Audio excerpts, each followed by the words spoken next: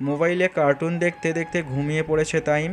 রাতের খাবার খেয়ে মায়ের ঘরে এলো অর্থিকা। সুফিয়া তখন শুয়ে আছেন বিছানায়, ঘুমাননি এখনও। বড় মেয়ের উপস্থিতি টের পেতেই চোখজোড়া মেলে তাকালেন তিনি। বিছানায় বসলো অর্থিকা, হাস্যোজ্জ্বল মুখে বলল, এখনো ঘুমাওনি? না, ঘুম আসছে না। ঘুমের ওষুধ খাওনি কেন? ভালো লাগে না আর। ভালো না লাগলে হবে? ঘুমের ওষুধ না খেলে তুমি ঘুমাতে পারো না মা। উত্তর দিলেন না সুফিয়া। কিছুক্ষণ নীরব থেকে প্রসঙ্গ বদলে বললেন, অনুর সঙ্গে কথা হলো, যা বুঝলাম মেয়েটা ভালোই আছে। তোদের বাবা তো ওই ছোট মেয়ের সংসার আর দেখে যেতে পারলো না। জানিস, রোজ তোর বাবা আমার স্বপ্নে আসে। আমার কেন জানি মনে হয় সে একদম ভালো নেই। কতবার করে আমাকে ডাকলো, নিজের সঙ্গে নিয়ে যেতে চাইলো। অর্থিকা নীরবে শোনে সেসব কথা, কিন্তু বিপরীতে বলার মতো কোনো বাক্য খুঁজে পায় না সে। সকাল সকাল ঘুম থেকে উঠে নাস্তা তৈরি করে টেবিলে রাখলো অনুবা। শান্তা সবে ফ্রেশ হয়ে ঘর থেকে বের হয়েছেন। খাবার টেবিলের সম্মুখে এসে পুত্রবধূর কাণ্ড দেখেই অবাক হলেন তিনি। এগিয়ে এসে বিস্ময় ভরা কণ্ঠে বললেন, এ মা, তুমি এর মধ্যেই নাস্তা তৈরি করে ফেলেছো? হ্যাঁ। সবিতা তো এখনো এলোই না, একা একা কেন এসব করতে গেলে বলো? আমি তো ওকে সঙ্গে নিয়ে করে নিতাম সবটা। মিহিস্বরে উত্তর দিল অনুভা। ঘুম ভেঙে গিয়েছিল তাই ভাবলাম করে ফেলি। এমনিতে আমি রান্নাবান্না করতে পারি মা। আপনি কি রাগ করলেন? মেয়েটির নমনীয়তা দেখে প্রসন্ন হলো শান্তা। এগিয়ে এসে মাথায় হাত রেখে বললেন, রাগার মতো কিছু করেছো নাকি? যদি করেও থাকো তবুও কখনো রাখবো না। তোমার এই মায়াভরা মুখের দিকে তাকালে সহজে কারোর রাগ আসবে বলে তো মনে হয় না। প্রতি উত্তরে কি বলবে বুঝতে পারল না অনুভা, তবে লজ্জা পেল খানিকটা। রোজকার মতো আজও হানিফ শেখ এবং শ্রাবণ মিলে হাঁটতে বেরিয়েছে। বেলা বাড়িতেই বাপ ছেলে বাড়িতে ফিরে এলো। নাস্তা সেরে একেবারে গোসল করে নিল শ্রাবণ। আজ তার ক্লাস আছে। শার্ট ইন করে গলাতে টাই ঝুলাতেই নজর পড়ল অনুভাকে। মিহি হেসে এগিয়ে গিয়ে সম্মুখে দাঁড়ালো তার। অনুভা ভুরু কুচকায়, বলল, কি? শ্রাবণ গম্ভীর স্বরে নির্দেশ দেয়। দাঁড়াও। বসা থেকে উঠে দাঁড়ায় অনুভা, প্রশ্ন করে, এবার? নাও, টাইটা বেঁধে নাও দ্রুত। নিজে বেঁধে নাও।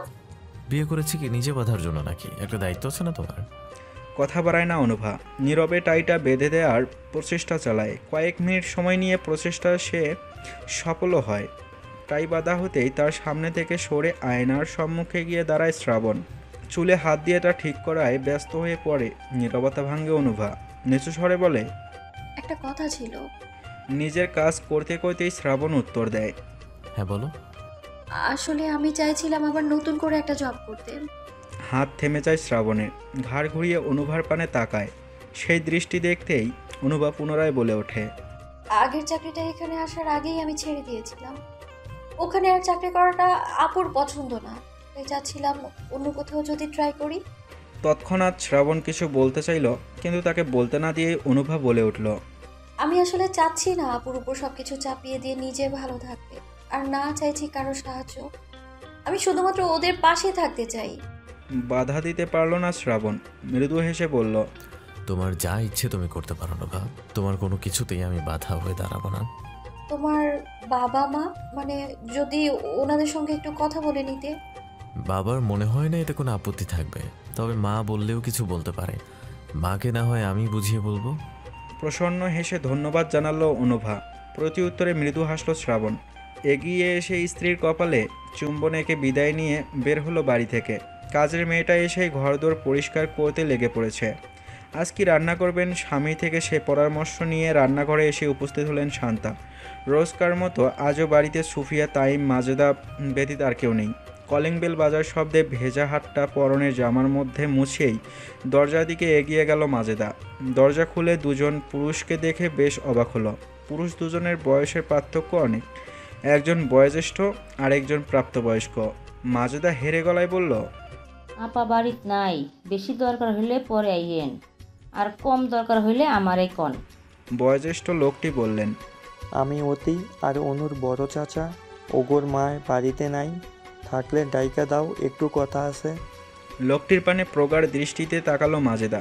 ভেতরে প্রবেশ করতে দেওয়ার সাহস হলো না। যদি লোকটা মিথ্যে বলে থাকে তখন কি হবে? তখন বলল, আপনারা এইখানেই দাঁড়ান, আমি খালারে ডাইকা আনি। কথাটা বলেই দরজা ভিড়িয়ে সুফিয়াকে ডাকতে চলে গেল মাজেদা। ওনারা বাহিরেই দাঁড়িয়ে রইলেন। বেশ কয়েক মিনিট বাদে দরজার সম্মুখে এসে উপস্থিত হলেন সুফিয়া। পরিচিত মানুষগুলোকে দেখে বড় আশ্চর্য হলেন তিনি। তাদের ভেতরে এসে বসার আমন্ত্রণ জানালেন। বড় চাচা জোরপূর্বক হেসে জিজ্ঞেস করলেন, কেমন আছো অথির মা? অতি আর অনু কই, অফিসে? সুফিয়া কঠোর ভঙ্গিতে বললেন। অর্থি অফিসে আর অনু তার শ্বশুর বাড়িতে। চমকান উপস্থিত দুজনেই। সুধান, অনুর বিয়া হইল কবে? হয়েছে অনেক দিন আগেই। তা আপনারা হঠাৎ কি মনে করে এখানে? ঠিকানাই বা পেলেন কিভাবে? সঙ্গে আসা মেজো চাচার ছেলে আসিফ উত্তর দিল। আসলে চাচি যে বাড়িতে ভাড়া থাকতেন ওখানে গিয়েছিলাম, কিন্তু জানতে পারলাম আপনারা নাকি বাড়ি বদলে ফেলেছেন। তারপরেই ওই পুরনো বুয়ার সঙ্গে দেখা হলো। সে নাকি পাশের ফ্ল্যাটেই কাজ করে, তো ওই দিল এই ঠিকানাটা। তা আসার কারণ? আসিফকে ইশারায় কিছু বললেন বড় চাচা। সেই ইশারা বুঝতে পেরেই কাঁধে থাকা অফিস ব্যাগটি থেকে কয়েকটি টাকার বান্ডেল বের করলো আসিফ, রাখলো সেন্টার টেবিলের ওপরে। বড় চাচা নতজানু চিত্তে বললেন, এই পাপের বোঝা লইয়া আর টিকতে পারতাছি না বৌমা। সম্পত্তি বুঝাইয়া দিতে চাইলাম, কিন্তু তোমার মাইয়ারা তো আর ওয়ারিশ লইতে চায় না। রাগ করেছে চাচাকোর উপরে, এগো রাগ করাটাই স্বাভাবিক, কিন্তু আমরা তো আর এই বার লইয়া আর বকতে পারতাছি না। তাই তোমগো তিনজনের পাওনা সম্পত্তির টাকা তোমগোরে বুঝাইয়া দিতে আইলাম। ফিরাইয়া দিয়া আমগোর পাপ আর বাড়াইও না, এইগুলা সব তোমাগোর। বিমূঢ় দৃষ্টিতে টাকার বান্ডেলগুলোর পানে তাকিয়ে রইলেন সুফিয়া। এই টাকা? হ্যাঁ, এই টাকাগুলোই তো সকল অশান্তির মূল। এই টাকার জন্য মানুষ অন্যায় করে, অপমান সহ্য করে, আত্মীয়তার সম্পর্ক ছিন্ন হয়, আরও কত কী। ওনার ভাবনার মধ্যেই বড় চাচা এবং আসিফ বিদায় নিয়ে প্রস্থান করলো সেখান থেকে। সুফিয়া কিছু বলতে পারল না। এত দূর হতে আসা মানুষ দুজনকে চা বিস্কুট খাওয়ার কথা বলতে পারল না তিনি। ওনারা চলে যেতেই মাজেদা গিয়ে দরজা আটকে দিয়ে এলো। তখনও টাকাগুলো স্পর্শ করলেন না সুফিয়া, ঠায় বসে রইলেন নিজ স্থানে। কত কিছুই না ভাবতে লাগলেন তিনি। হঠাৎ করেই তিনি উপলব্ধি করলেন মানুষ তার কর্মফল দুনিয়াতে হলেও কিছুটা পেয়ে যায়, যা কামরুল হাসান পেয়ে গেছেন। আর ওনাকেও মেয়েদের নিয়ে সেই কর্মফল ভোগ করতে হয়েছে শুধুমাত্র ওই অসৎ টাকায় জীবনযাপন করেছিলেন বলে। তবে কি কর্মফল ভোগার শাস্তি শেষ হয়ে এলো? ঘুচে গেল সকল দুঃখ? বিকেলটা পুরো শেখ বাড়ি একেবারে নীরব থাকে। হানিফ শেখের চা এবং বইয়ের নেশা। বিকেলে বাড়ি থেকে বের হয়ে পছন্দের দোকানে গিয়ে চা খেয়ে তিনি যান লাইব্রেরিতে বই পড়তে। ভার্সিটির ক্লাস শেষ করে শ্রাবণ কখনো বাড়ি ফেরে, আবার কখনো বা কোনো বন্ধুর সঙ্গে ঘুরতে বের হয়। আজও তাই। শান্তা সোফায় বসে আছেন একা একা। কাজের মেয়েটিকে পাঠিয়েছেন অনুভাকে ডেকে নিয়ে আসতে। শাশুড়ির ডাকে মিনিট দুয়েক বাদেই ড্রয়িং রুমে এসে উপস্থিত হলো অনুভা। মিহিস্বরে বলল, ডাকছিলেন মা? নিজের সম্মুখে রাখা একটি মোড়া দেখিয়ে শান্তা বললেন, হ্যাঁ ডেকেছি, বসো এখানে। তা একা একা ঘরে কি করছিলে? এখানে বসতে বলছেন কেন উনি? বুঝতে পারল না অনুভা। তবুও বাধ্য মেয়ের মতো বসলো সেথায়। উত্তর দিল, তেমন কিছু না। পাশে রাখা তেলের বাটিটা থেকে তেল নিয়ে তার মাথায় হাত রেখে শান্তা শাসনের ভঙ্গিতে বললেন, চুলে তেল দাও না কত বছর ধরে? এভাবে চুলের অযত্ন করলে তো জটা বুড়ি হতে বেশি সময় লাগবে না মা। লজ্জা পেল অনুভা। ইতস্ত কণ্ঠে বলল, ব্যস্ততার কারণে সময় হয়ে ওঠেনি কখনো, তাছাড়া তেল দেওয়ার কথাও মনে পড়েনি। সে যা হয়েছে হয়েছে, বিয়ের পর এসব অনিয়ম চলবে না। সর্বপ্রথম নিজের যত্ন, তারপর বাদ বাকি কাজ, বুঝলে মেয়ে? অপর নিজ মাথা নাড়ায় অনুভা। শান্তা বেলি কেটে কেটে তার মাথায় তেল লাগিয়ে দিচ্ছেন। কয়েক মিনিট নীরবতার পর অনুভা বলে উঠল, আপনার মধ্যে না শাশুড়ি শাশুড়ি ভাবটা নেই। হাত থেমে যায় শান্তার। ভ্রুযুগল কুঁচকে বলল, কি শাশুড়ির ভাব নেই? তাহলে কি ভাব আছে শুনি? মা মা ভাব। আপনাকে না নিজের মা মনে হচ্ছে। শাশুড়িরা তো এমন হয় না, এমন হয়তো মায়েরা। অধরে হাসি ফুটে উঠল শান্তার। মাথায় আলতো করে চাটি দিয়ে বললেন, আমি তো তোমার মাই হই। অনুভা নিঃশব্দে হাসে। শান্তা আবারও মনোযোগ দেন তেল লাগানোতে। ফাঁকে ফাঁকে শাশুড়ি বৌমার মধ্যে চলতে থাকে গল্পগুজব। তেল দেওয়া শেষ হতেই উঠে দাঁড়ায় অনুভা। বলল, চা খাবেন মা? বানিয়ে আনবো? আনবে? আনো তবে। নিজের হাতে চা খেতে খেতে অরুচি ধরে গেছে মুখে। হাসি মুখে চা বানাতে রান্নাঘরে চলে গেল অনুভা। বাড়ির কলিং বেল বাজতেই দরজার কাছে এগিয়ে যান শান্তা। সদর দরজা খুলতেই চমকে ওঠেন সঙ্গে সঙ্গে। সৌহার্দ্য দাঁড়িয়ে আছে সেখানে, পকেটে হাত গুজে। লাগেজ হাতে পাশেই দাঁড়িয়ে আছে ড্রাইভার। মাকে দেখতেই মুচকি হেসে বলল, হাই মা। বিস্ময় ভরা কণ্ঠে শান্তা প্রশ্ন ছোড়েন, তুই এখন এখানে আসবি যে সে কথা তো জানালি না। তোমরা কি আমায় কিছু জানাও নাকি যে আমি তোমাদের জানাবো? সরো, ভেতরে ঢুকি। দরজার সম্মুখ হতে সরে দাঁড়ালেন তিনি। সৌহার্দ্য ভেতরে প্রবেশ করল। ড্রাইভার লোকটিও লাগেজগুলো ভেতরে দিয়ে চলে গেলেন। তখনই রান্নাঘর থেকে চায়ের কাপ হাতে ড্রয়িং রুমে এসে উপস্থিত হলো অনুভা। অপরিচিত একজন পুরুষকে দেখে খানিকটা হকচকিয়ে উঠল। চায়ের ট্রেটা সেন্টার টেবিলের ওপর রেখে ভালো করে মাথায় টেনে নিল ঘোমটা। সৌহার্দ্য প্রশস্ত হেসে উৎসুক কণ্ঠে প্রশ্ন করল, তুমি আমার ভাবি? হঠাৎ এহেন প্রশ্নে থতমত খেয়ে যায় অনুভা। অপরিচিত পুরুষটির পানে তাকায় গাঢ় দৃষ্টিতে। চেনা চেনা ঠেকে, কিন্তু চিনতে পারে না। তার দৃষ্টির অর্থ বুঝতে পেরেই সৌহার্দ্য পুনরায় বলল, আরে আমি সৌহার্দ্য, চিনলে না? দুদিকে মাথা নাড়ায় অনুভা। অধরের হাসিটা যেন মুহূর্তেই মিলিন হয়ে গেল সৌহার্দ্যের। রাগ হলো বড় ভাইয়ের ওপর, যাকে বলে ভীষণ রাগ। নতুন ভাবির কাছে তাকে নিয়ে কোনো গল্পই করেনি ভাইয়া। ছেলেটার নিভে যাওয়া হাসি দেখে কিছু একটা আঁচ করতে পারল অনুভা। জোরপূর্বক হেসে বলল, শ্রাবণের ছোট ভাই? পূর্বের হাসিটা আবারও মুখশ্রীতে ফিরে এলো সৌহার্দ্যের। বলল, হ্যাঁ, ভাইয়া বলেনি আমার কথা? ওপর নিচ মাথা নাড়ায় অনুভা। অর্থাৎ বলেছে। তৎক্ষণাৎ ভাইয়ের ওপর থেকে সকল রাগ যেন বিলীন হয়ে গেল সৌহার্দ্যের। আগ্রহ ভরা চাহনি দিয়ে বলল, কি বলেছে? শান্তা এতক্ষণ দাঁড়িয়ে দাঁড়িয়ে ছেলের কাণ্ড কারখানা দেখছিলেন।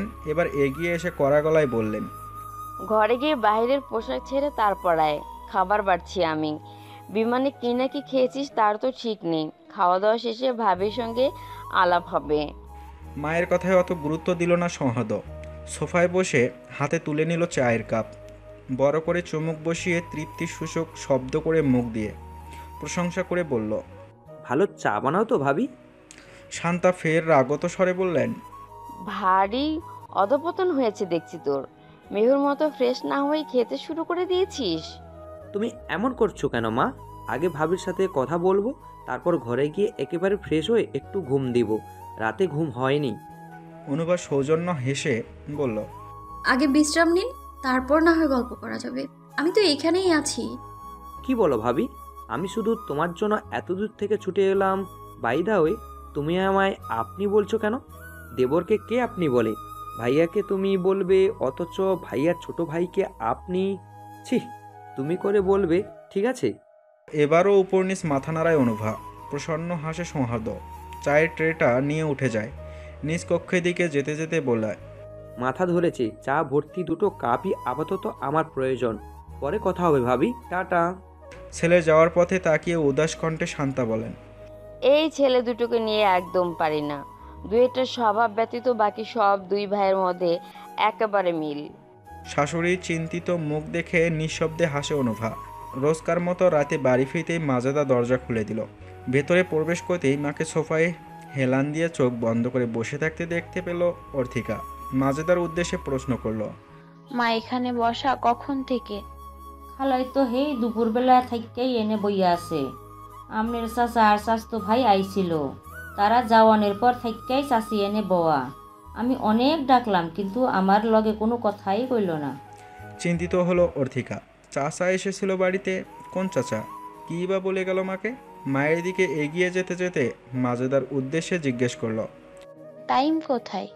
ও তো সন্ধ্যাবেলায় থেকেই ঘুমায়। আচ্ছা তুমি ওর কাছে যাও। তৎক্ষণাৎ চলে গেল মাজেদা। অর্থিকা মায়ের মাথায় হাত রেখে ডাকল, মা, ও মা, মা গো। চোখ মেলে তাকালেন সুফিয়া। মেয়েকে দেখে সোজা হয়ে বসলেন। মায়ের বিমর্ষ রূপ দেখে উদ্বিগ্ন কণ্ঠে অর্থিকা শুধালো, কি হয়েছে তোমার? শুনলাম দুপুর থেকে নাকি এখানেই বসে আছো। কোন চাচা এসেছিল? কেন এসেছিল? টেবিলের নিচ থেকে টাকাগুলো মেয়ের সম্মুখে রাখলেন সুফিয়া। বললেন, তোর বড় চাচা এসেছিল, টাকাগুলো দিয়ে গেল। কিসের টাকা এতগুলো? তোদের দু বোনের পাওনা টাকা। তুমি নিলে কেন? এতদিন যখন তাদের সাহায্য ছাড়া চলতে পেরেছি, বাকিটা জীবনও পারবো। গাঢ় দৃষ্টিতে মেয়ের পানে তাকান সুফিয়া। যেই দৃষ্টিতে রয়েছে শুধুই কঠোরতা। মায়ের এমন দৃষ্টির সঙ্গে পূর্ব পরিচিত নয় অর্থিকা, তাই চুপ করে রইল ওনার সামনে। উনি দৃঢ়কণ্ঠে বললেন, নিজের অধিকার এক চুল পরিমাণের জন্য ছাড়বি না অর্থী। এগুলো তোদের দুই বোনের ওয়ারিশের অর্থ, কারোর দয়া নয়। নিজের ভাগেরটা নিজের কাছেই রাখ, আর অনুরটা অনুকে বুঝিয়ে দিস। আরেকটা কথা, তাইম ছেলে, ওর ভবিষ্যৎ আছে। ওর নিজের বাবার সব কিছুর উপর ওর অধিকার আছে। ও যখন বড় হবে ওকে তোর ননদদের করা অন্যায়ের কথা জানাবি। ওকে ওর অধিকার বুঝে নিতে বলবি। কিচ্ছু ছাড়বি না, কিচ্ছু না। ওর বাবার কি কম আছে? ওর বাবার সব ওর, শুধুই ওর। মানুষের জীবনে মন্দ দিন আসে কেন জানিস? যাতে আশেপাশে থাকা মুখোশ পরিহিত মানুষগুলোর আসল রূপ চিনতে পারি, সেজন্য। দিন শেষে রব ছাড়া কেউ থাকে না পাশে। তাই কাউকে কখনো বিশ্বাস করবি না মা। দুই বোন মিলেমিশে থাকবে সবসময়। কেউ কারো উপর হিংসে করবি না। আমি যদি মারা যাই একদম কাঁদবি না, কষ্ট পাবি না। শুধু মাকে মাফ করে দিস, বাবা মায়ের জন্য দোয়া করে যাস। বুকটা কেঁপে উঠল অর্থিকার। আজ যেন তার সামনে বসে আছে অন্য একজন মানুষ। নিজেকে সামলাতে না পেরে মাকে দুই হাত দিয়ে জড়িয়ে ধরল অর্থিকা। কেঁদে উঠল হো হো করে। সুফিয়া পাথরের মূর্তির ন্যায় চুপচাপ বসে মেয়ের কান্না শুনতে লাগলেন। কোনো ভাবান্তর লক্ষ্য করা গেল না ওনার মুখশ্রীতে। কি কঠিন ব্যক্তিত্বের মানুষ তিনি। আজ অর্থিকা অফিসে যায়নি, অসুস্থতার বাহানায় ছুটি নিয়েছে। গতকাল রাতেই ফোন করে ছোট বোন আর বোনজামাইকে আমন্ত্রণ জানিয়েছে বাড়িতে। কড়াকড়িভাবে বলে দিয়েছেন আজই আসতে হবে দুজনকে। সকাল সকাল মাজেদাকে সঙ্গে নিয়ে বাজার করে নিয়ে এসেছে অর্থিকা। বাড়িতে যেন রান্নাবান্নার ধুম পড়েছে। 12টা নাগাদ বাড়িতে এসে পৌঁছায় শ্রাবণ এবং অনুভা। কলিং বেল চাপতেই দরজা খুলে দেয় মাজেদা। তাদের দেখা পেতেই উচ্ছ্বাসিত কণ্ঠে বলে ওঠে, ছোট আপা আর দুলাভাই আইসা পড়ছে। তার আনন্দময় চিৎকারে হতাশার নিঃশ্বাস ফেলে মৃদু হাসল অনুভা। প্রশ্ন করল, কেমন আছো মাজেদা আপা? ভালা আপা, তবে আপনাগো দেখা এখন আরো ভালো আছি। বলেই দরজার সম্মুখ হতে সরে দাঁড়ালো মাজেদা। অনুভা এবং শ্রাবণ ভেতরে প্রবেশ করলো। সঙ্গে আনা মিষ্টান্ন, ফলমূল, বাচ্চাদের চকলেট চিপসের প্যাকেটগুলো সেন্টার টেবিলের ওপর রাখলো। অর্থিকা এসে উপস্থিত হলো সেখানে। মৃদু হেসে তাকে সালাম দিল শ্রাবণ। সালামের জবাব নিয়ে মিষ্টি হাসলো অর্থিকা। সুফিয়ার সঙ্গে দেখা করে আসতেই নিজের ঘরে তাকে বসতে বলে ঘর থেকে বের হলো অনুভা। এখনও রান্না শেষ হয়নি। অর্থিকাও সেখানেই। ঘর থেকে তাইমকে কোলে নিয়ে সেখানে এসে উপস্থিত হলো অনুভা। চুলোয় বসানো কড়াইয়ের পানে তাকিয়ে বলল, হুট করে এত জরুরি তলব? বেশ তো, মা মেয়ে মিলে জবরদস্তি করে আমায় শ্বশুরবাড়ি পাঠিয়ে দিলি, অথচ এখন ঠিকই মিস করছিস, তাই না? খুন্তি নাড়ানো থামালো অর্থিকা। বলল, কেন? শ্বশুর বাড়ি ছেড়ে আসতে ইচ্ছে হচ্ছিল না বুঝি? একদম না, জোর করে পাঠিয়ে দিয়েছিলি, তাহলে কেন আসবো? মুচকি হাসে অর্থিকা। রান্নাঘর থেকে নিজ কক্ষের দিকে অগ্রসর হয় অনুভা। যেতে যেতে তাইমের উদ্দেশ্যে বলে, চলো তোমায় খালুর কাছে দিয়ে আসি, বেটাকে ইচ্ছে মতো জ্বালাতন করবে, ঠিক আছে বাবা? তাইম আদতে কিছু বুঝতে পারল কি না বোঝা গেল না। শুধুই অনুভার গলা জড়িয়ে ধরে তার মুখের পানে তাকিয়ে রইল। শ্রাবণ বসে বসে মোবাইল ঘাটছে। তখনই কোলে বসিয়ে দেওয়া হলো তাইমকে। নড়ে চড়ে উঠল শ্রাবণ। ডান হাত ব্যারিকেডের মতো বাচ্চাটির পেছন দিয়ে ধরে রাখলো। অত্যন্ত গম্ভীর কণ্ঠে অনুভা বলে উঠল, নাও বসে বসে বাচ্চা সামলানো শেখো। মেয়েটির কথায় আপনা আপনি অধরে হাসির রেখা ফুটে ওঠে শ্রাবণের। ঠিকভাবে তাইমকে নিজের কোলে বসিয়ে স্ত্রীর উদ্দেশ্যে বলে, নোভা রানী কি আমাকে বাবা বানাতে চাইছে নাকি? গতকাল বললেই তো হতো, বাসরটা একেবারে সেরে ফেলতাম। ভরকে গেল অনুভা। লজ্জায় আড়ষ্ট হলো। আমতা আমতা করে বলল, মুখে কিচ্ছু আটকায় না তোমার, না? নির্লজ্জ অসভ্য লোক। 3 দিন ধরে বউয়ের সাথে এক ঘরে থাকছি, অথচ কোনো অসভ্যতামই করলাম না। তা না হলে অসভ্য হলাম কি করে? কথাটা শ্রবণালী পর্যন্ত পৌঁছাতে অনুভার নিকট মনে হলো তার কান দিয়ে হয়তো এবার আশ্চর্যজনকভাবেই ধোঁয়া বের হবে। রাগে লজ্জায় কক্ষ ত্যাগ করার উদ্দেশ্যে যেতে যেতে ঝজালো কণ্ঠে বলল, শিক্ষক মানুষের ন্যূনতম লজ্জাবোধ থাকা উচিত, যা তোমার মধ্যে নেই। হুটহাট বেফাস কথা বলে দেওয়াটা অসভ্য পুরুষ একটা তুমি। শিক্ষকরা কি বাপ হচ্ছে না? তাছাড়া সায়েন্সের ছাত্র ছিলাম বলে কথা, বুঝোই তো। এ কথাটাও পুরোপুরি কর্ণগোচর হলো না অনুভার। ফোঁস ফোঁস শব্দ করে কয়েকটা নিঃশ্বাস ফেলে স্থানটি পুরোপুরিভাবেই ত্যাগ করলো সে। হাসল শ্রাবণ। পূর্ণ দৃষ্টিতে তাইমের মুখপানে তাকালো। গাল দুটো আলতো করে টিপে দিয়ে ডাকলো, তামু বাবা। তাইম মুখ তুলে চাইল অপরিচিত লোকটির পানে। এই মুখটা তার নিকট অপরিচিতই। বিয়ের দিনও দুইজনের দেখা হয়নি। অর্থিকা তাকে ঘুম পাড়িয়ে রেখেছিল, নইলে ছেলেটা জেগে থাকলেই অনুভার কোলে চড়ে বসে থাকত।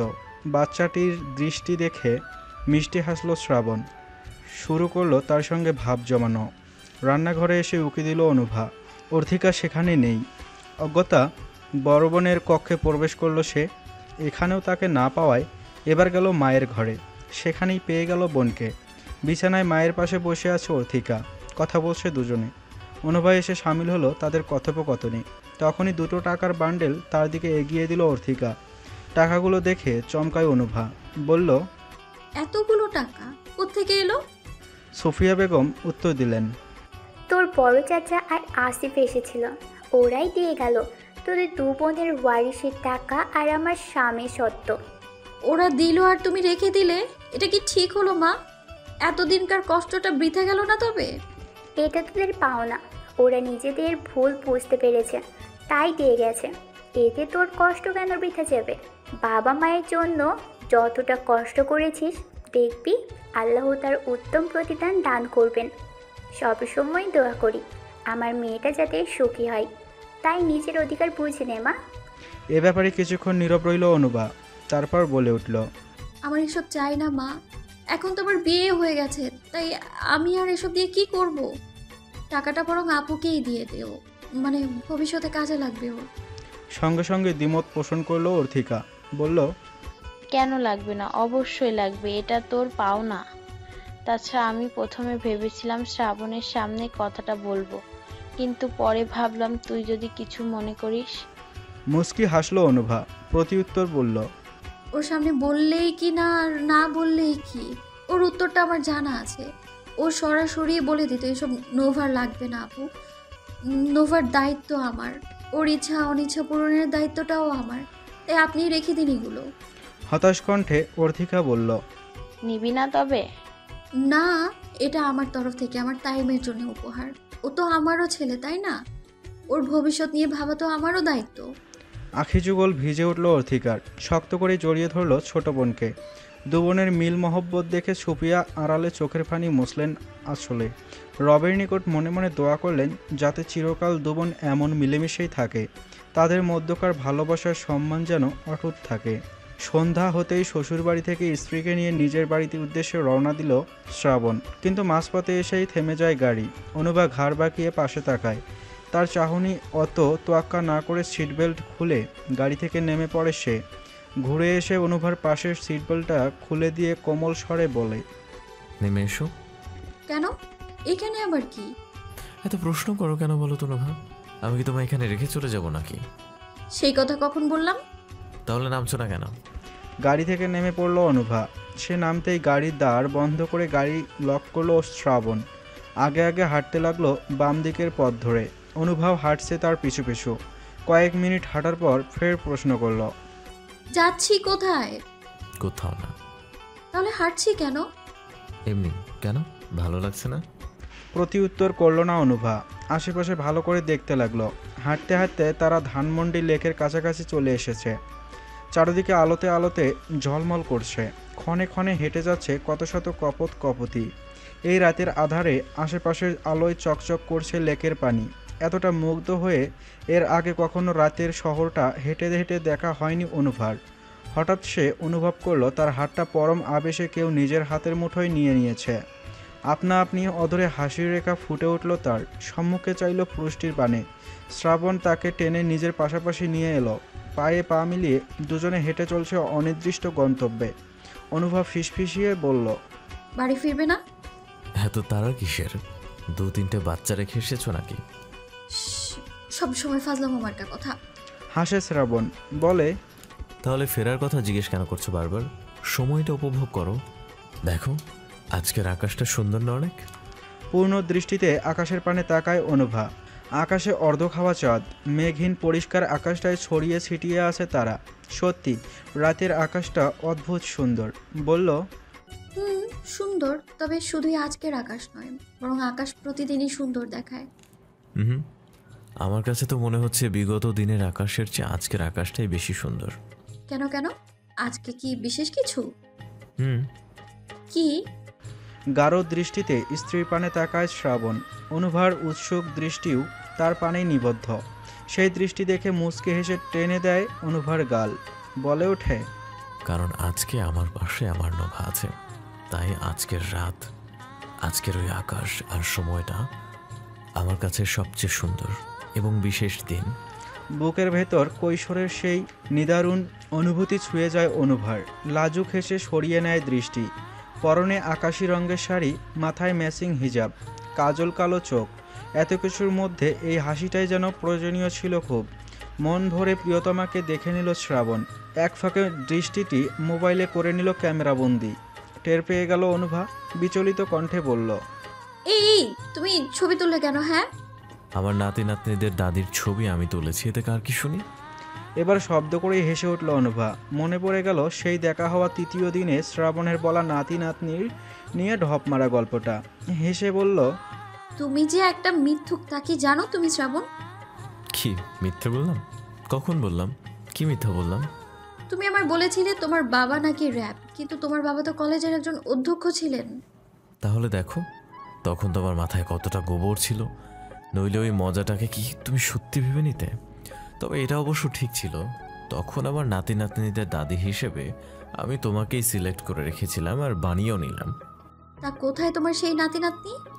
ফিউচারে বসে আছে, টাইম ট্রাভেল মেশিন থাকলে ঠিক দেখিয়ে নিয়ে আসতাম। মাঝে মধ্যে ছেলেটার এসব উদ্ভট কথা শুনলেই খুব হাসি পায় অনুভার। যৌবনের ভেতরে চাপা পড়ে থাকা সেই কৈশোরের চঞ্চলা তরুণী জাগ্রত হয়ে ওঠে। বাহির থেকেই ডিনার সেরে বাড়ি ফিরেছে দুজন। ড্রয়িং রুমে বসে হানিফ শেখ, শান্তা এবং সৌহার্দ্য মিলে কিছু একটা আলোচনা করছিল। অনুভা চলে গেল ঘরে, আর শ্রাবণ ওখানে গিয়ে বসলো। প্রশ্ন করল, কি নিয়ে কথা হচ্ছে? 3 জোড়া দৃষ্টি স্থির হলো শ্রাবণের পানে। হানিফ শেখ বললেন, আমি আর দেরি করতে চাইছি না, সৌহার্দ্য এসে গেছে, এবার তোদের 2 ভাইয়ের বউ ভাতের অনুষ্ঠানটা সেরে ফেলতে চাই। তারিখ ঠিক করেছো? প্রান্তির বাবা মায়ের সঙ্গে কথা বলে নিয়েছি, এই সপ্তাহের মধ্যে সেরে ফেলবো। এই জন্য এত তাড়াতাড়ি? সৌহার্দ্য ভুরু বাকিয়ে ঠেস দিয়ে বলে উঠল, বিয়ে করার সময় তো একটুও দেরি করনি, তাহলে বউ ভাতের জন্য দেরি করতে হবে কেন? কোনো দেরি টেরি চলবে না, অনুষ্ঠান করলে এ সপ্তাহেই করতে হবে। তোর সইছে না যেন? কেন তোর সইবে? বিয়ে করেছি সবাইকে জানাতে হবে না? নইলে তো পরে দেখা যাবে পাড়ার লোকেরা অন্য কিছু ভেবে কূটনৈতিক আলোচনা শুরু করে দিবে। হয়েছে, বুঝি সব। তোর যে কিশোর জন্য তোর সইছে না সেগুলো বুঝি।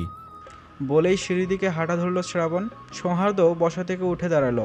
বড় ভাইয়ের পিছু পিছু যেতে যেতে জিজ্ঞেস করল, কি বলছো তুমি? হ্যাঁ, বউ ছাড়া একা একা ভালো লাগছে না, তাই তো দ্রুত অনুষ্ঠানের নাম করে বউকে ঘরে তুলতে চাইছিস? থতমত খেয়ে গেল সৌহার্দ্য। আমতা আমতা করে বড় গলায় বলল, আর তুমি যে বিয়ে করেই ভাবিকে নিয়ে সংসার করছো, তার বেলা নিজের বেলা 16 আনা, তাই না? বড় ভাই হই, সম্মান দিয়ে কথা বল। আমিও ছোট ভাই হই, আদর দিয়ে কথা বলো। সিঁড়ি দিয়ে উঠতে উঠতেই বাঁকা দৃষ্টিতে ভাইয়ের পানে তাকায় শ্রাবণ। ঠোঁট বাঁকিয়ে হেসে সৌহার্দ্যর গাল দুটো জোরে জোরে টেনে দিয়ে বলে, বলে আমার ভাইটা, আদর লাগবে তোমার তাই না? আসো আসো, একটা তুমো দিয়ে দিই। বলেই নিজের মুখ এগিয়ে নিল সৌহার্দ্যর দিকে। ব্যথায় চেঁচিয়ে উঠল সৌহার্দ্য, আর্তনাদ করে বলল, ব্যথা পাচ্ছি, ছাড়ো। ও মা, কিছু বলো না ভাইয়াকে। তাকে ছেড়ে দিল শ্রাবণ। ঘাড় চেপে ধরে উপরে উঠতে উঠতে বিদ্রুপ করে বলল, যখন পারিসই না তখনই বাবা মাকে ডাকাডাকি, তাই না? বাচ্চা আমি স্বভাব আর গেল না, সে নাকি এবার সংসার করবে। হ্যাঁ, সংসার ধর্ম শুধু তোমার জন্যই তৈরি হয়েছে।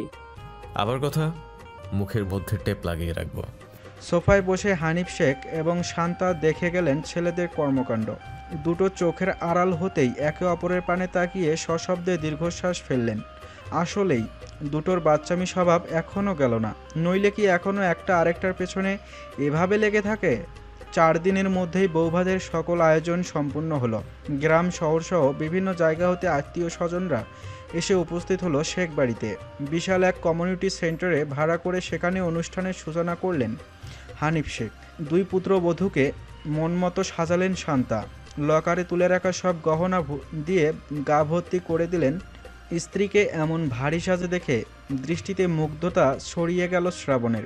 হুট করেই মনে হলো তার এই ব্যক্তিগত নারীটি অসম্ভব সুন্দর। সব সাজই তাকে দারুণ লাগে। নিজের এবং মেয়ের পুরো শ্বশুরবাড়ির লোক সমেত অনুষ্ঠানে এসে উপস্থিত হলেন রুবিও। ভদ্রমহিলা এসেই প্রান্তির সঙ্গে যেন ভাব জমাতে ব্যস্ত হয়ে পড়লেন। অনুভাকে দেখেও না দেখার ভান করে রইলেন পুরোটা সময়। অনুভব প্রাপ্ত বয়স্ক বোঝদার একজন নারী, মানুষের আচার ব্যবহার দৃষ্টি সব কিছুর অর্থদ্বার তার নিকট পরিষ্কার। তাই শ্রাবণের এই খালার মনোভাব দেখে সহজেই সে বুঝে গেল ওনার যে কোনো কারণে তাকে অপছন্দ হতেই পারে, এটাই স্বাভাবিক। একজন মানুষ কখনোই সকলের মনের মতো হতে পারে না। তাই ব্যাপারটার প্রতি তেমন একটা গুরুত্ব দিল না অনুভা। অনুষ্ঠানে অর্থিকা এলো তাইমকে নিয়ে, অথচ হানিফ শেখ এবং শ্রাবণ গিয়ে সকলকে আসার আমন্ত্রণ জানিয়ে এসেছে, সাথে বলে দিয়েছে মাজেদাকেও নিয়ে যেতে। কিন্তু তা আর হলো না। সুফিয়ার চলাচল করতে অসুবিধা হয়। দিনে দিনে ভদ্রমহিলা একেবারে নীরব হয়ে গেছেন, নিজেকে ঘরবন্দি করে রাখতেই পছন্দ করেন। তাই উনি বড় কন্যার সঙ্গে এখানে আসতে চাইলেন না, কড়াকড়িভাবে তাকে বলেও দিলেন। অনুকে সত্যিটা বলার প্রয়োজন নেই অর্থি, ওকে যা হোক কিছু একটা বুঝিয়ে দিলেই হবে। মেয়েটা অবুঝ, মায়ের জন্য চিন্তা করবে, কেঁদে কেটে ভাসাবে। তাই মাজেদাও আর এলো না। কদিনে সুফিয়ার প্রতি তার একটা টান জন্মে গেছে। এর আগেও অনেক বাড়িতে এসে কাজ করেছে, কিন্তু এমন মাতৃ আচরণ কারণ নিকট হতেই প্রাপ্ত হয়নি। তাই হয়তো ওনার প্রতি তার এত মায়া আর এত টান। কাজিন শ্রেণীরা কমিউনিটি সেন্টারে হতে খেয়ে দিয়ে বাড়িতে এসেছে অনেক আগেই। ফুল দিয়ে সজ্জিত করেছে বাসর ঘর দুটো। দুই ভাইয়ের একই দিনে বাসর ভাবা যায়, ব্যাপারটা নিয়ে সবাই খুবই উৎসুক। বাসর সাজানো শেষ হতেই সকলে মিলে একত্রে ফোন দিয়ে আটে কীভাবে তাদের থেকে আদায় করবে অর্থ। ফুফাতো, মামাতো, চাচাতো ভাই বোন মিলে মোট 9খানা মাথা গোল হয়ে বসে আছে। টানা মিনিট 10 ফোন দিয়েটে তারপর চেঁচিয়ে উঠল সকলে। পুত্রবধূদেরকে নিজেদের সঙ্গে করেই বাড়ি ফিরেছেন হানিফ শেখ এবং শান্তা। বাড়ি ফিরতেই তাদেরকে ঘিরে ধরল সকলে। শ্রাবণ এবং সৌহার্দ্য এখনও ফেরেনি, দুজনে একসঙ্গেই ফিরবে। অনুভাকে আবারও নতুন করে সাজিয়ে এনে বসানো হলো তাদের শোবার ঘরে। ঘর দেখে আশ্চর্য হলো অনুভা। বিছানার মাঝখানে গোলাপের বদলে চন্দ্র মল্লিকা দিয়ে লাভ শেপ, তার মধ্যিখানে দু জাতের শুভ্র বেলি ফুল, খাটের উঁচু পাটাতনে নাম না জানা কয়েক পদের ফুলের মেলা। ঘরটি আজ বড্ড অচেনা ঠেকছে তার নিকট। আসবাবপত্র সব পূর্বের থাকলেও ঘরটি সাজানোর কারণেই মূলত এই অচেনা রূপ। কাজিন শ্রেণীর মধ্যে রূপা উচ্ছ্বাসিত কণ্ঠে অনুভার উদ্দেশ্যে বলে উঠল, বুঝলে ভাবি, তোমার বাসরঘর সাজানোর পর প্ল্যানটা কিন্তু শ্রাবণ ভাইয়ের। এই যে দেখছো ফুলগুলো, এইসব ফুল কিন্তু ভাইয়া এনে দিয়েছে, আর আমাদের সব দিকে নির্দেশনা ভাইয়া দিয়েছে। চমকায় অনুভা। এত কিছুর মধ্যে এ দিনটাও কিনা ছেলেটির খেয়াল ছিল। অবন্তী বিরক্তির সহিত বলে, সৌহার্দ্য ভাইয়া শুধু প্রেমটাই যা করতে পারলো, আসলে ব্যাটা একটা আনরোমান্টিক। ওর বাসার ঘরটা কিন্তু আমরাই আমাদের আইডিয়াতে সাজিয়েছি। সে তো তার বউ নিয়ে চরম ব্যস্ত ছিল, এদিকে ভাবার সময় কোথায়। অবন্তীর কথায় হো হো করে হেসে উঠল বাকিরা। অবন্তী বিছানার মাঝখানটায় অনুভাকে সুন্দর করে বসিয়ে দিয়ে বলল, বসে বসে এবার স্বামীর জন্য অপেক্ষা করো ভাবি। আমাদের পাওনা টাকা না দিলে কিন্তু তোমার স্বামীর ঘরে চৌকাটো পা রাখতে পারবে না, বলে দিয়ে গেলাম। তাই আল্লাহকে ডাকো যাতে তার মনে দয়া মায়া ভরিয়ে দেয়। ননদদের কথায় লাজুক হাসে অনুভা। অবন্তী তাড়া দিয়ে বলে, এবার ছোট ভাবির কাছে চল, তাকে আর সৌহার্দ্য ভাইকে নিয়ে একটু মজা করে আসে। সকলেই সায় জানালো তার কথায়। অনুভার নিকট হতে বিদায় নিয়ে চলে গেল কক্ষ হতে। প্রান্তি বসে আছে সৌহার্দ্যের কক্ষের বিশাল খাটটির মাঝখানে। দুদলে বিভক্ত হওয়া কাজিনদের মধ্যে একদল তাকে বসিয়ে দিয়েছে এখানে, আরেক দলও অনুভার কাছ থেকে এখানে এসে হাজির হলো। খয়েরি রঙের লেহেঙ্গাটায় বেশ সুন্দর লাগছে মেয়েটিকে। দেহে বাবা মা এবং শ্বশুর শাশুড়ির দেওয়া অজস্র গহনা। লাজুক মুখ করে বসে আছে সে। অবন্তী আর রূপা এসে বসলো তার পাশে। উদ্দেশ্য একটাই, সৌহার্দ্যকে জড়িয়ে তার সঙ্গে মজা নেয়া। ঘড়ির কাঁটায় 11টা বেজে 30 মিনিট। দুই ভাই অবশেষে বাড়িতে ফিরল। সিঁড়ির কাছে আসতেই তাদের পথ রোধ করে দাঁড়ালো কাজিন শ্রেণী। দুই ভাই একে অপরের মুখ পানে চাওয়াচাই করলো। তাদের মধ্য হতে বয়সে বড় এবং বিবাহিত কাজিন রুয়েল ঠাট্টার স্বরে বলে উঠল, তোদের দুজনের বয়সের পার্থক্য কত রে? ভুরু কুঁচকে নিল শ্রাবণ। উত্তর জানা প্রশ্ন, এ আবার কেন করছে ভেবেই কপালে সরু ভাঁজ পড়ল। সৌহার্দ্য চটপট উত্তর দিল, ভাইয়া আমার থেকে 3 বছর 5 মাস 14 দিনের বড়। কেন বলো তো? নীরব বলল, তাহলে শ্রাবণের আরো 3 বছর আগে বিয়ে করার বাসর করার কথা ছিল, অথচ শেষমেশ কিনা 2 ভাইয়ের একদিনই বাসর। তোরা তো গিনেস বুকে নাম উঠাতে পারবি রে। তৎক্ষণাৎ সম্মস্বরে হেসে উঠল সকলে। সৌহার্দ্য আফসোস করে বলল, না রে নীরব ভাই, এখন ঘটনা আগেও অনেক ঘটেছে, তবে তোরা আগে ভাগে বিয়ে না করে আমাদের জন্য অপেক্ষা করলে হয়তো আজ আমাদের 4 জনের বাসরই একদিনে হতো। তাহলে গিনেস বুকের নাম উঠে গেলেও উঠতে পারত। সৌহার্দ্যের কথায় দমে গেল রুয়েল এবং নীরব। শ্রাবণ বিরক্তির সহিত বলল, নাম তো নীরব তোর, তাহলে নীরব না থেকে এত পটর পটর করিস কেন? আসল মতলবটা বলে ফেলো, দাঁড়িয়ে থাকতে ভালো লাগছে না? অবন্তী খোঁচা দিয়ে বলল, দাঁড়িয়ে থাকতে ভালো লাগছে না নাকি বউ ছাড়া ভালো লাগে না? গম্ভীর মুখখানায় মুচকি হাসি ফুটে উঠল শ্রাবণের। বলল, দুটোই। অকপটে স্বীকারোক্তিতে আবারও হৈহুল্লোড় সৃষ্টি হলো সকলের মধ্যে। কাজিন শ্রেণীর মধ্যে ছোট থেকেই শ্রাবণ ছিল ঘাড়তেরা এবং চাপা স্বভাবের একটি ছেলে। তার ভেতরের খবর বাহিরে আনা ছিল যেন দুঃসাধ্য একটি কাজ। তাদের মধ্যকার অনেক মেয়ে কাজিনই ছোট থেকে লাইন মারতে চেয়েছিল শ্রাবণকে, কিন্তু বরাবরই তাদের সুন্দর করে এড়িয়ে গিয়েছে শ্রাবণ।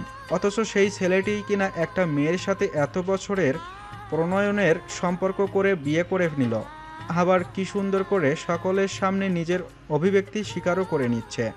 এতেই যেন সকলে চরম অবাক। অবন্তী বলে উঠল, সবাই শান্ত হ, কাজের কথায় আসি। শোন, ভাইয়ারা আমাদের তাদের ভাষাঘরটা অনেক কষ্ট করে সাজিয়েছি, তাই আমাদের সাজানো ঘরে গিয়ে এমনি এমনি রোমান্স করা তো চলবে না। সৌহার্দ্য বিরক্ত হয়ে বলল, কষ্ট করে প্রেম করে বিয়ে করলাম আমরা, বাসর সাজালি আমাদের টাকায়, আবার বউকে সারা জীবন সহ্য করব আমরা, অথচ টাকা দিব তোদের? কেভি নেই। ভাইয়া এদের জোরে একটা ধমক দাও তো, আমি আছি তোমার পেছনে। মুহূর্তেই ক্ষেপে উঠল সকলে। শুরু হলো বাঘ বিতণ্ডা। অতি কথা বিরক্ত লাগছে শ্রাবণের, তাই ওদের থামিয়ে দিয়ে বলল, অ্যামাউন্ট বলে শান্তি পা এবং দে। হাসি ফুটে উঠল সকলের মুখে। অবন্তী সৌহার্দ্যকে ভেঙচি কেটে শ্রাবণের উদ্দেশ্যে বলল, দেখো ভাইয়া, বেশি কোনো দাবি নেই আমাদের। শ্রাবণ ভাইয়ের বাসর ঘরটা আলাদা এবং স্পেশালভাবে সাজানো, প্লাস পুরনো সাজ উঠে বড় ভাবিকে আবার নতুন করে সাজানোর জন্য শ্রাবণ ভাই দেবে 25,000 টাকা, আর সৌহার্দ্য ভাইয়ের জন্য অত খাটতে হয়নি বলেও সে দেবে 20,000 টাকা। অন্তরাত্মা কেঁপে উঠল সৌহার্দ্যের। বুকের বাঁ পাশে হাত রেখে বলল, তোরা কি ডাকাত নাকি রে? একসাথে আমাদের 2 ভাইয়ের কাছ থেকে 45,000 টাকা ঝেপে দিলি? এ মা গো মা! এই টাকা কি গাছে ধরে নাকি? 2,000 দিচ্ছি, ভাগবাটোরা করে নিস। তেতে উঠল রুয়েল। বলল, এসব বলতে তোর লজ্জা করে না? বিদেশে হাইফাই চাকরি করিস, মাস শেষে অনেক ডলার কামাস, আর এখানে এসে স্যাঁচরামি করছিস। মাত্র 20,000ই তো চেয়েছে ছোট বোনেরা, টাকার তো তোদের অভাব নেই। নিজেরা ছ্যাঁচড়ামি করে আমাকে ছ্যাঁচড়া বানাচ্ছ স্যামন। শ্রাবণ কিছু একটা ভেবে নিয়ে বলল, আমার বাসর ঘর প্লাস বউকে সাজানোর পুরো আইডিয়া আমার। পুরো শপিং মল, ফুলের দোকান খুঁজে খুঁজে সব কিছু আমি এনে দিয়েছি তোদের।